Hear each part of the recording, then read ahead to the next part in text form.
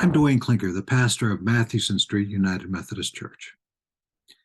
Outside the State House tonight is a growing encampment of dozens of tents of unhoused Rhode Islanders trying to be as safe as possible in the coming winter. They are there because the governor of Rhode Island has not acted to secure shelter of last resort at local hotels while more permanent solutions are developed. 450 plus will be on the streets tonight. Thousands have no permanent housing.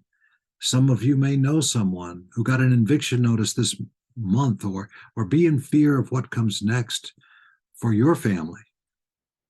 During his campaign for election, Governor McKee made specific promises to provide emergency shelter for all by Thanksgiving.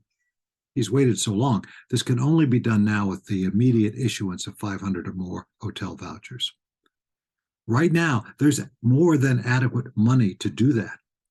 Despite repeated reach-outs and calls by persons in the housing community and religious groups and allies, the governor has refused to honor his promise.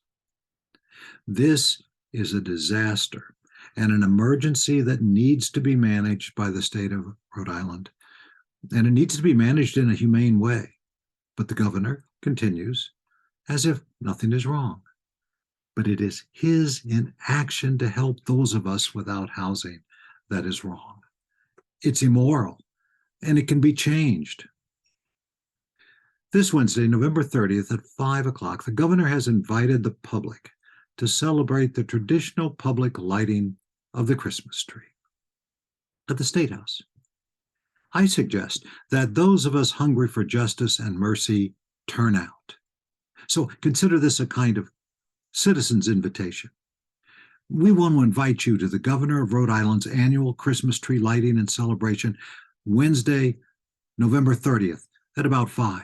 Santa will be there. The governor's own military band will play. There'll be ornaments to honor fallen heroes, maybe some hot chocolate. And at the end, the governor promises to read The Night Before Christmas. But you know the real story. 2,000 years ago wasn't about kids snuggled all tight in their beds while visions of sugar plums danced in their heads. It was about a couple who were unhoused and desperate, knocking on door after door, trying to find a room inside where a child could be born. It's been 2,000 years. And for this state of Rhode Island, there's still no room in the inn. So I suggest that we all come to the party to make this point to the governor. We can sing our own songs. We can raise our own voices. We can get out of the cold for a little while. We can be with friends. At least we can have some temporary warmth, and the lighting of the tree should be grand. And we can make a strong and nonviolent statement to demand the governor of Rhode Island keep his promise now. So, come. This Wednesday night at 5, let's expand the party at the People's House. Let's celebrate the lights. Let's demand the governor keep his promise. Emergency hotel vouchers now for all unhoused. Now for all. Because it's been 2,000 years and there's still no room at the end.